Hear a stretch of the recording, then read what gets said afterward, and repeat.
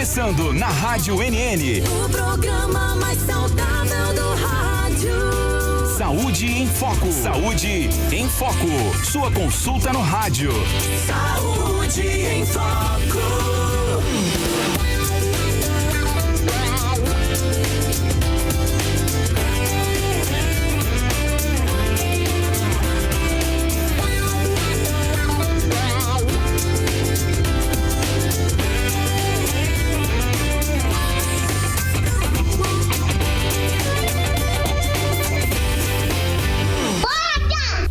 Boa tarde, em Arapiraca, 13 em ponto. Anota aí, 1h da tarde, dia 7 de abril. Como tá voando esses dias, né?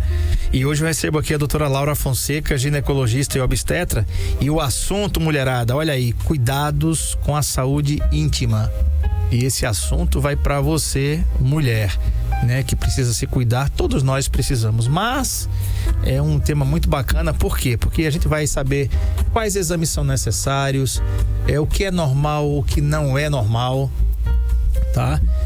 Qual a sua assiduidade, quase não sai aqui, qual a sua assiduidade nas suas visitas à ginecologista, né? Os exames que você precisa fazer, enfim, né? Tudo sobre a saúde íntima da mulher, exames ginecológicos, ciclo menstrual, o que é normal, o que não é normal. Tem coisa que você pode achar que é normal e não é normal, tem coisa que você pode achar que não é e é. Então, muito bem. Olha, o tempo e temperatura na nossa cidade agora, 31 graus, possibilidade de chuva 0%, não vai chover. 49% a umidade relativa do ar e ventos de 14 km por hora. Então, esse é o clima agora gostoso em Arapiraca. É abafadinho, mas tá bacana. Hoje tá bacana, não tá aquele abafadão como alguns dias da semana passada. Então, boa semana pra você, uma semana abençoada. Se você estiver indo pro trabalho, um bom trabalho. Se você estiver indo almoçar, um bom apetite pra você. Se você estiver descansando, um bom descanso pra você. Tá legal? Doutora Laura, boa tarde, seja bem-vinda. Boa tarde, André.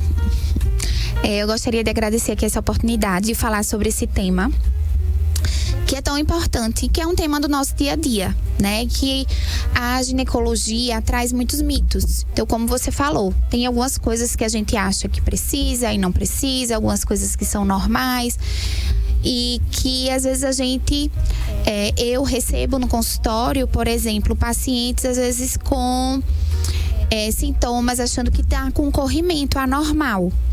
E a gente tem que lembrar que nós mulheres, nós temos corrimento vaginal.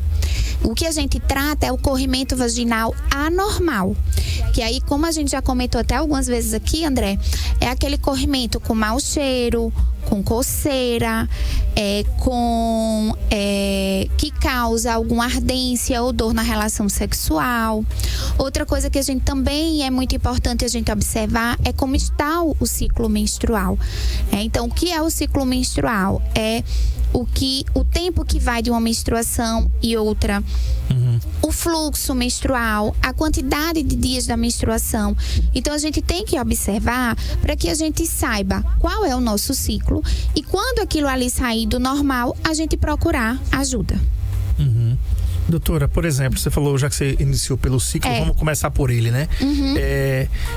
O que é considerado um ciclo menstrual regular? Porque tem muitas mulheres que dizem assim, peraí, eu menstruo 3 dias, 2 dias, mas tem mulheres que menstruam 5 dias, 6 dias. E aí, para uma que menstrua menos, ela pode dizer, meu ciclo menstrual é normal, beleza, ela menstruou 2 dias, 3 dias, mas em compensação ela voltou a menstruar 40, 45 dias depois daquele ciclo. Então, para que a mulherada entenda, o que é um ciclo menstrual regular? Então, o ciclo menstrual regular, primeiro ciclo é o tempo que vai de uma menstruação, do primeiro dia de uma menstruação para o primeiro dia da próxima menstruação. Então, o normal é eu menstruar entre 21 a 35 dias, tá? Então, assim, cada mulher vai ter um ciclo menstrual. E esse mesmo ciclo, nessa mulher, pode variar de 3 dias para mais e 3 dias para menos, e isso é normal. Vou dar um exemplo. Por exemplo, o meu ciclo é de 32 dias. Então, eu passo todo mês, eu passo 2 dias a mais para eu menstruar daquela data que eu menstruei anteriormente. Mas eu posso menstruar entre 29 dias a 35 dias e isso ser normal, certo? Já tem outras mulheres que têm um ciclo mais curto, de 21 dias. Então, mulheres que têm um ciclo mais curto podem, alguns meses, menstruar dentro do mesmo mês. Só que o ciclo menstrual, essa mulher vai ter esse ciclo quando ela não usa nenhum método anticoncepcional que seja hormonal. Porque se ela usa um anticoncepcional, a gente não vai contar. Porque ela vai menstruar quando existir aquela pausa menstrual. Ou aquela pausa do anticoncepcional. Então, quem precisa estar alerta em relação a esse ciclo? Quem não usa nenhum método anticoncepcional ou que usa o DIU como método. Então, é importante porque o DIU não hormonal, que é o DIU de cobre. Em relação aos dias, André, então, os dias a gente tem que observar, o normal é menstruar em 2 a 7 dias. Então, tem mulheres que menstruam 3 dias, tem mulheres que menstruam 5 dias. E outra coisa também que a gente precisa estar em alerta é o fluxo menstrual. Porque tem mulheres que menstruam 4 dias, mas o fluxo dela é tão aumentado que a gente não considera normal. Por exemplo, ela usa fralda, ela usa absorvente noturno, tem que trocar várias vezes. E tem mulheres que menstruam mais dias, só que o fluxo é aumentado. Então, todas essas características a gente precisa observar. Então, qual o tempo de uma menstruação à outra, a quantidade de dias, que são até 7 dias, e a quantidade do sangramento. Que isso é muito subjetivo, entendeu, André? Então, como é que a gente quantifica? A gente quantifica muito perguntando qual o tipo de absorvente que ela usa, se é noturno ou não, se precisa ser noturno, o tempo em que ela troca, se quando troca é cheio, se tem coágulos grandes. Então, dessa forma, a gente vai avaliando se essa mulher ela tem um fluxo aumentado ou não. Doutora, cólicas muito fortes, elas são normais ou elas indicam alguma condição como endometriose, por exemplo, ou isso precisa ser investigado? Então, cólicas podem ser normais quando de leve intensidade, tá? Então, a gente tem os sintomas de TPM, que é a tensão pré-menstrual, e aí que a gente pode ter um pouco de cólica, um pouco de desconforto embaixo do ventre, nas costas, nas pernas. Eu posso ter as minhas mamas ficarem mais inchadas, mais doloridas. Eu posso ficar um pouco mais irritada. Tudo isso são sintomas de TPM. Mas a partir do momento em que isso é leve, não interfere na minha condição, na minha vida, no meu dia a dia, essa dor, eu consigo fazer minhas atividades, não preciso ir para um hospital, não preciso ficar de cama, é normal. Agora, qualquer dor que te incapacita, você deixa de fazer suas atividades, você precisa estar tomando medicamentos fortes e ir para o hospital, precisa ser investigada. E uma das principais condições, que causa esse tipo de dor é a endometriose. Doutora, quais são os sinais, por exemplo, no ciclo que podem indicar que tem alguma coisa errada? Então, se você tiver um ciclo menor que 21 dias ou maior que 35 dias, Então, mulheres que menstruam, menstruei agora, daqui a 15 dias estou menstruando de novo. Ou se você passa meses sem menstruar, É importante procurar o médico. Se você nota, por exemplo, antes eu menstruava 3 dias, agora eu tô menstruando 7 dias, tô menstruando 8 dias, Tá saindo coágulos, é importante procurar, um médico. Outra coisa também em relação ao ciclo, se antes eu não sentia cólica, eu não tinha nenhum sintoma associado e eu estou tendo, é também importante procurar o ginecologista. Tá.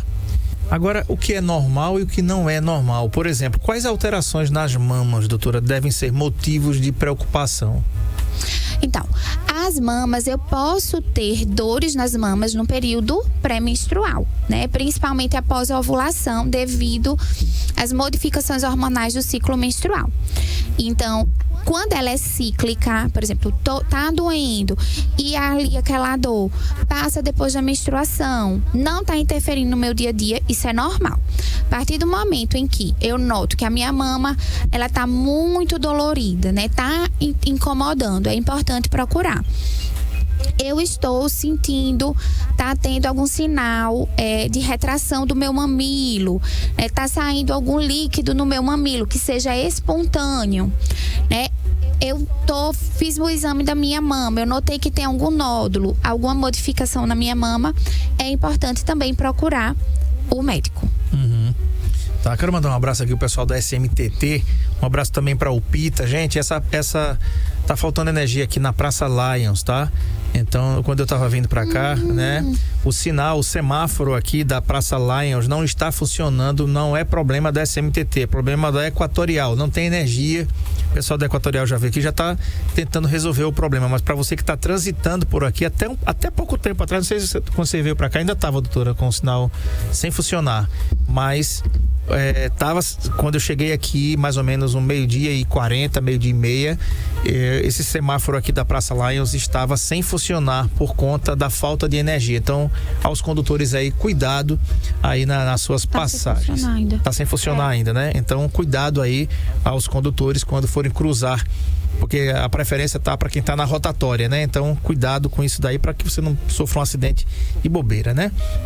Doutora, a menstruação com cor escura ou com coágulos que você falou aí, é motivo para preocupar ou para procurar uma ginecologista? Com coágulos, sim. Com coágulos, assim, o fluxo menstrual nos primeiros dias ele pode ser um pouco mais aumentado, né? Principalmente ali segundo, terceiro dia. Se eu tiver coágulos pequenos, isso é normal, tá? Eu uso meu absorvente normal, troco sem ele estar encharcado, não vaza na minha roupa. Isso é o normal, tá, André? Agora, minha menstruação está um fluxo que eu preciso usar absorvente noturno, eu preciso usar fralda, vem aqueles coágulos grandes, às vezes eu vou ao banheiro, sai aquele coágulo enorme. É importante procurar um médico. E quando eu tenho esse fluxo aumentado associado à dor, também é muito importante procurar o ginecologista.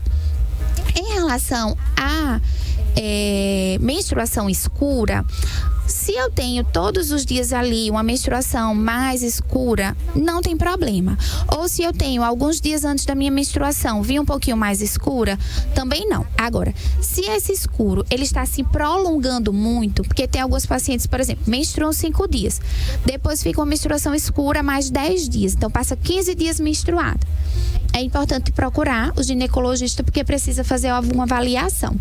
E quando a gente usa também anticoncepcional, como o anticoncepcional ele causa uma atrofia endometrial, que é o afinamento da parte interna do útero, eu posso também ter uma menstruação um pouco mais escura, como se fosse uma borra de café. Tá? Isso não é considerado anormal. Tá. Você tem dúvida? 99639-8389. Estamos ao vivo aqui. Você manda sua mensagem pelo WhatsApp ou então entrar no nosso chat. Estamos ao vivo também no NN Play, nosso canal no YouTube aí, recordista de visualizações. Então você entra aí no YouTube, digita NN Play e lá no chat você coloca suas dúvidas a respeito desses cuidados com a saúde que eu estou conversando aqui com a doutora Laura Fonseca, ginecologista e obstetra. Doutora, uma das coisas que pode acontecer também, que é a secura vaginal e dor, consequentemente, se aquele ambiente não está lubrificado, ela vai ter dor na relação. Então, secura vaginal e dor na relação são comuns em alguma fase da vida ou sempre precisam de avaliação? A minha pergunta também se estende assim: toda mulher vai ter isso? Ela necessariamente vai ter que passar por esse, entre aspas, deserto mesmo, né? Porque deserto é seco, né? Teoricamente. Então, essa secura vaginal e dor na relação é uma coisa que vai acontecer mais cedo ou mais tarde na vida da mulher ou não? André, a atrofia genital, que é esse ressecamento vaginal, ele pode acontecer, tá? Na mulher menopausada, na pós-menopausa. Porque o ressecamento vaginal, a lubrificação vaginal, ela está atrelada ao estrogênio, que é um hormônio que na menopausa e pós-menopausa há uma diminuição enorme, né? É o hormônio que diminui, esse hormônio. Então, esse sintoma, ele pode existir, né? E quando existe essa secura, pode existir realmente dor na relação sexual, pode ter não só dor na relação, mas existem algumas mulheres que podem ficar tendo sintomas como se fosse de infecção urinária, ardência a urinar, coceira vaginal, por conta do ressecamento. Não sei se você nota, quando a nossa pele tá muito seca, ela não coça. É a mesma coisa a região genital, né? A vagina, ela fica mais sensível, né? Ela fica como se fosse... a elasticidade diminui. Então, quando a paciente ela tem esse tipo de sintoma, é importante relatar para sua ginecologista para que seja feito o tratamento adequado. Que existem medicações para serem utilizadas na região vaginal para que melhore esse sintoma. E não só para mulheres que têm relação sexual, porque às vezes eu atendo algumas pacientes assim que são viúvas, né, que não tem mais uma vida sexual, mas o ressecamento, ele pode prejudicar causando outros sintomas também, não somente dor na relação sexual. Outra condição que às vezes pode causar ressecamento também é logo no pós-parto. Mas é um ressecamento que ele é temporário, tá? Então, por isso que eu passo normalmente para as minhas pacientes no pós-parto um hidratante vaginal, que aí vai ajudando ali na lubrificação, mas depois, quando os hormônios vão ali se regulando, melhorando, não vai mais existir essa necessidade e a mulher vai tendo sua lubrificação vaginal normal. Doutora, no final da década de 90, 98, 97, uma grande multinacional, inclusive o produto existe até hoje. Você vai lembrar logo assim que eu falar, né? Esse produto foi lançado e na época ele era propagado. Hoje é um produto, se chama de OTC, é um produto de procura espontânea nas farmácias. OTC é a tradução para over the counter, é em cima do balcão. É uma palavra em inglês, OTC, over the counter, em cima do balcão, ou seja, de procura espontânea. Você vai lá e pega. Mas naquele tempo, esse sabonete ele era propagado na ginecologia, né?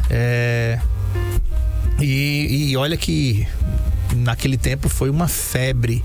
Os ginecologistas, acho que você era criança, em 98 você ainda estava na escola, né? Mas aí com certeza o Dr. Lauro já prescrevia esse sabonete, porque os propagandistas com certeza o visitavam e foi uma revolução isso. Então, a minha pergunta vem agora: o uso de sabonetes íntimos, desodorantes, ele é necessário ou ele pode prejudicar a flora vaginal? André, muito pertinente essa sua pergunta e essa observação. Na verdade, não há necessidade de a gente utilizar sabonete íntimo, tá? E alguns sabonetes, dependendo até do pH daquele sabonete, ele pode até prejudicar. Porque o pH vaginal da mulher é um pH ácido. Então, se eu uso um sabonete num pH básico, ou às vezes até no próprio pH ácido, eu posso prejudicar. Eu tenho pacientes que utilizam diariamente, todas as vezes que toma banho, e a gente nota uma região genital mais ressecada, sabe? Diferente, às vezes tem até sintomas de coceira na região, por conta que ali está retirando a proteção ali daquela região da pele. A gente lava a parte externa, então é a pele que a gente lava, é a vulva, a gente não lava a vagina. A vagina é autolavável. Então a gente não precisa de um sabonete específico para essa região, né? A gente pode usar o sabonete normal. Ou algumas pacientes, né, algumas mulheres que tem um sabonete específico, algo só para aquela região, a gente orienta o sabonete neutro, tá? Uso desodorante jamais. O uso de desodorante íntimo não é apropriado.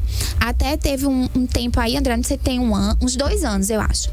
Teve uma cantora famosa que lançou uns produtos íntimos e tinha um desodorante íntimo que fez o maior sucesso, que estourou aí, mas a gente não orienta esse uso de como é que se diz? Eu ia até dizer de medicamento, mas não é uma medicação, né? O uso desses desodorantes, né? A nossa vagina, ela tem um cheiro apropriado, um cheiro normal, então eu não preciso estar colocando nada ali pra cheirar. né? Então, esses tipos de produtos podem causar alergia, pode causar irritação, né? Pode causar, sim, infecções. Então, não é orientado. É diferente de, por exemplo, existem alguns produtos que se usa na hora da relação sexual, né? Os gels, os lubrificantes, isso não tem problema de se usar, porque vai ser algo que eu vou usar ali naquele momento e depois vou me lavar, não vai ser uma coisa rotineira.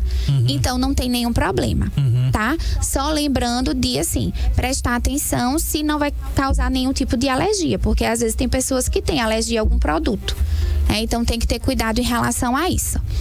Tá? Outra coisa também, André, que às vezes a gente fala muito só sobre sabonete e o desodorante, mas até a forma da gente lavar a nossa calcinha é importante. Então, a nossa calcinha só precisa eu lavar com água e sabão neutro. Eu não preciso colocar amaciante, eu não preciso colocar sabão, né? Outros tipos de sabão. Só porque eu já encontrei muitas pacientes também fazendo algum tipo de dermatite, algum tipo de alergia, né? Por conta da forma que foi lavada a sua calcinha.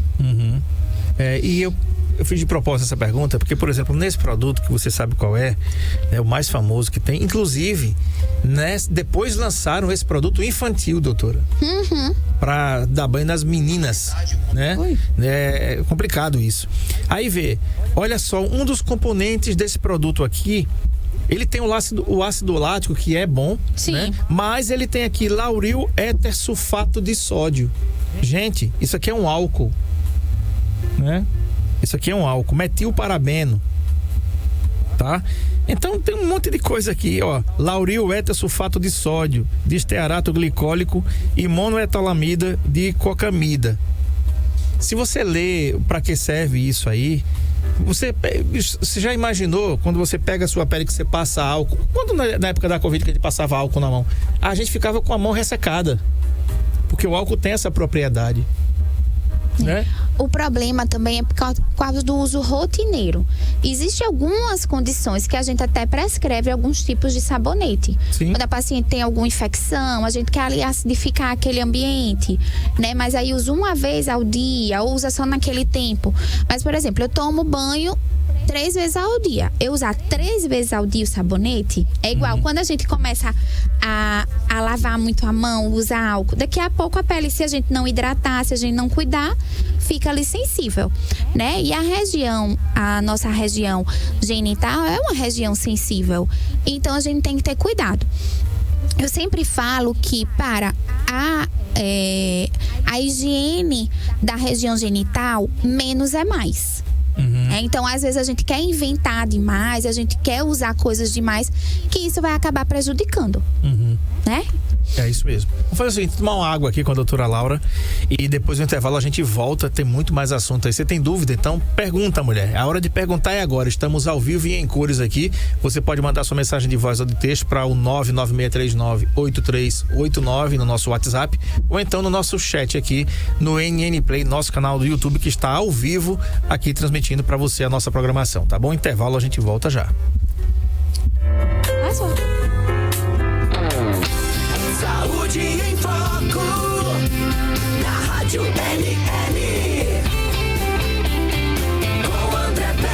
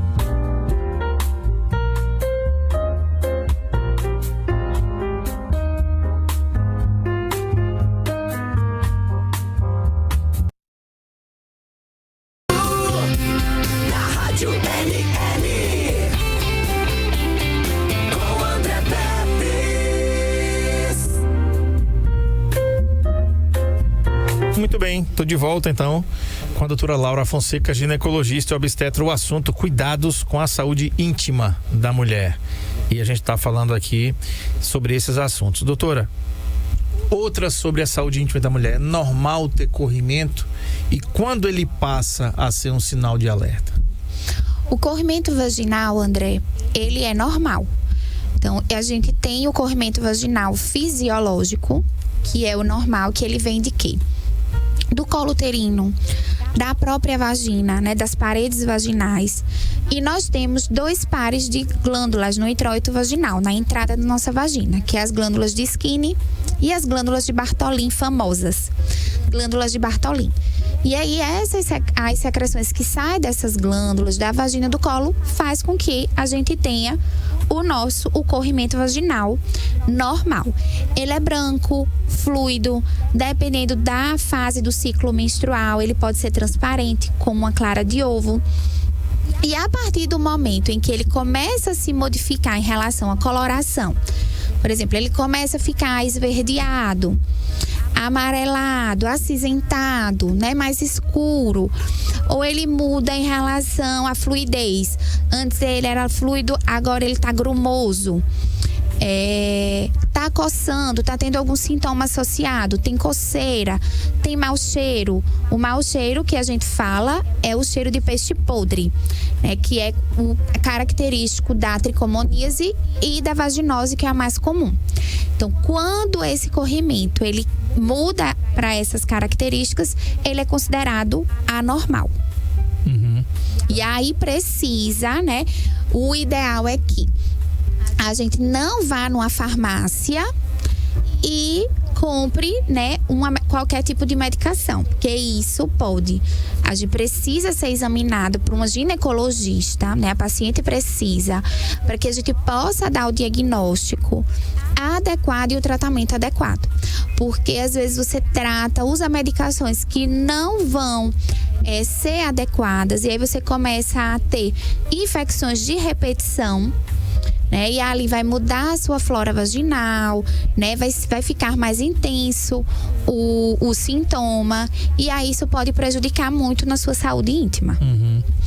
Doutora, quais são os principais cuidados que a mulher ela deve ter com a saúde íntima no seu dia a dia? Por exemplo, nós moramos num lugar onde eu estava vendo aqui, deixa eu pegar de novo aqui a temperatura em Arapiraca. Vou falar da umidade, né? Isso, a umidade relativa do ar em 49%. Essa umidade, gente, ela na realidade era para ser no mínimo 60%. Significa o quê? Que você vai sentir aquele mormaço. A gente mora num lugar, como a gente chama aqui no Nordeste, quente e abafado, né? E a gente sabe da liberdade que se tem de usar uma calça jeans, né? Liberdade de movimento e tal, enfim. Mas, e pessoas que trabalham, atuam no comércio, a mulherada que trabalha no banco, na concessionária de veículos, enfim, que passa o dia inteiro ali, né? E às vezes não está num ambiente refrigerado, e mesmo que esteja, às vezes tem que estar em movimento. Você que trabalha numa concessionária não vai ficar parado esperando o cliente ir a você. Entrou um cliente lá, você vai levantar, você vai atender, você vai se movimentar para atender, enfim. Mesmo que seu local de trabalho ele tenha refrigeração, mas fatalmente você vai precisar se mexer, claro. E aí vem essa pergunta: quais são os cuidados que a mulher ela precisa ter na sua saúde íntima no dia a dia? Já que não deve usar um sabonete, não deve usar um desodorante, né? O que fazer para manter? Porque o homem na sua anatomia é diferente, mas a mulher tem uma flora vaginal ali, né? E tem micro-organismos ali vivos e proporciona um monte de coisa. Então, que cuidados são esses? Então, os cuidados, André, que nem como você falou, a gente tem uma flora vaginal, e essa flora ela precisa estar em equilíbrio. Quando existe um desequilíbrio dessa flora vaginal, que aí nessa flora vai ter lactobacilos, que são micro-organismos vivos, a gente vai ter células epiteliais, a gente vai ter fungo, a gente vai ter bactérias. E quando existe um desequilíbrio é que começa a ter os corrimentos anormais. Então, para que a gente tenha um equilíbrio, para que a gente tenha uma boa saúde íntima, a primeira coisa que a gente precisa ter uma boa alimentação. A gente precisa ter uma boa alimentação, uma alimentação equilibrada, uma alimentação saudável, principalmente rica em frutas e verduras. Se hidratar bem, tomar bastante água. Que nem você está falando mesmo, o tempo, a gente vive num ambiente muito quente. Eu sempre digo aos pacientes que eu acho que a gente já está habituado, né, a viver meio que no sertão, que as pessoas não têm sede, mas a gente tem que tomar, a gente tem que criar esse hábito de tomar água, que é muito importante para a nossa saúde íntima. Outra coisa é usar calcinha de algodão, é o ideal. E também usar roupas leves, né? Eu sempre tenho que usar calça no meu trabalho. Tente usar calça que seja de tecido de algodão, de outro tipo de tecido, que não seja uma calça tão apertada, né? Que você possa ter ali, conseguir se movimentar bem, para que possa a nossa área íntima estar mais arejada. Por quê? Porque a nossa região íntima, ela já é quente, já é úmida, porque é interna, né? A nossa vagina é diferente do homem, que é externo, né? Então a gente já é interna, então já é quente, já é úmida. Então se a gente abafa mais aquela região, deixa aquela região mais úmida, ali pode existir proliferação, né, de bactérias, de fungo, e causar também corrimentos, infecções. Outra coisa é dormir sem calcinha. Às vezes eu tenho alguns pacientes que dizem assim, mas meu trabalho precisa usar calça jeans. Eu digo, se tem coisas que a gente não pode mudar no dia, durante o dia, à noite a gente muda, né? Dorme sem calcinha. No fim de semana, se você já usa durante a semana roupas que sejam mais pesadas, quando for no fim de semana, você tenta usar mais um vestido, um shortinho folgado, uma roupa que seja mais leve. O exercício físico, né, que eu falei. Outra coisa, André, que é importantíssimo e mexe muito com a saúde da gente e a saúde íntima, é cuidar da nossa mente. Então, o estresse, ele interfere muito, tanto em relação a corrimentos genitais. Então, um dos principais fatores de risco para a candidíase é o estresse. Como também o estresse, ele pode interferir no meu fluxo menstrual, na minha dor pélvica. Então, é muito importante isso também. Tá? Doutora, outra coisa, com que frequência a mulher deve ir ao ginecologista mesmo sem sintomas? Nós brasileiros, nós temos essa mania, ainda bem que homem não vai ao ginecologista, porque o homem já não vai mesmo, né? O homem já não vai, mas a mulher, ela se cuida mais. Mas mesmo assim, algumas mulheres, se não estiverem sentindo nada, é porque acha que tá tudo bem, né? E aí se acha que tá tudo bem, não tô sentindo nada, tá tudo bem. E tem gente que ainda abre a boca pra dizer assim, eu vou procurar a doença não vou pro médico nada, né? Vou procurar, se eu for eu acho, né? Se eu for eu acho. Essa máxima tá errada. Tá errada mesmo. Então, com que frequência, doutora, a mulher deve procurar a ginecologista mesmo sem ter sintoma nenhum? Então, o ginecologista a gente precisa ir pelo menos uma vez ao ano, tá? Para uma consulta de rotina.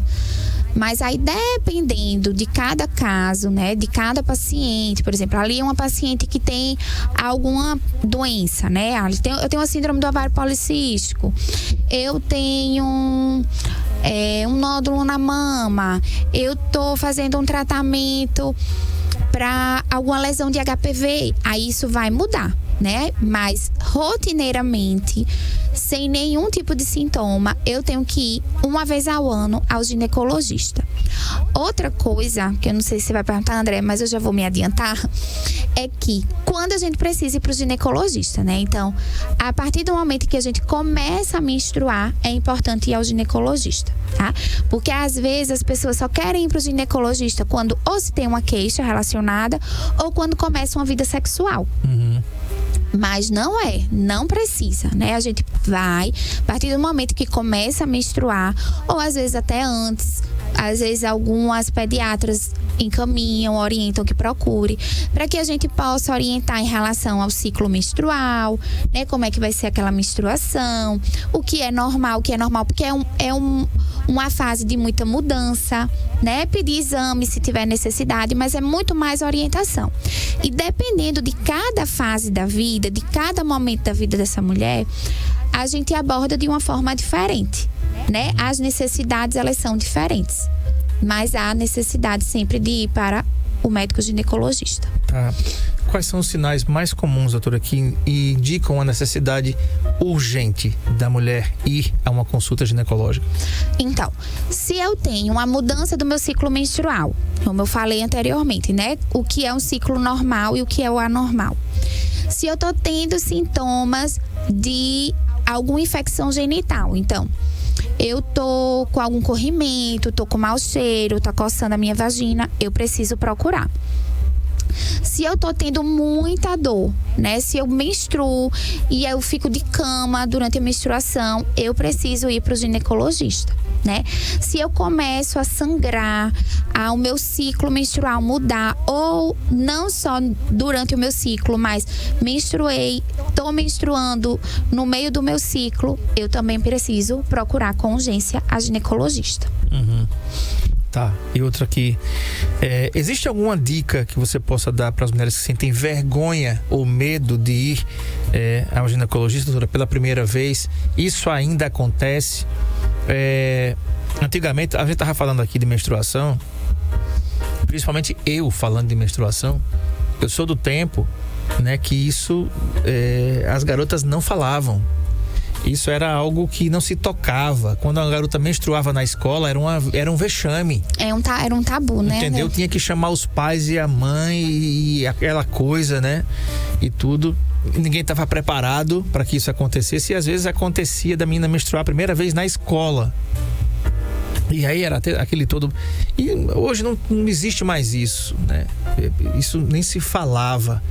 E a mulher nem dizia pro namorado, eu tô menstruada. Isso não existia isso, não. Não tinha essa liberdade, isso, né? Mas agora não. É tudo mais fácil.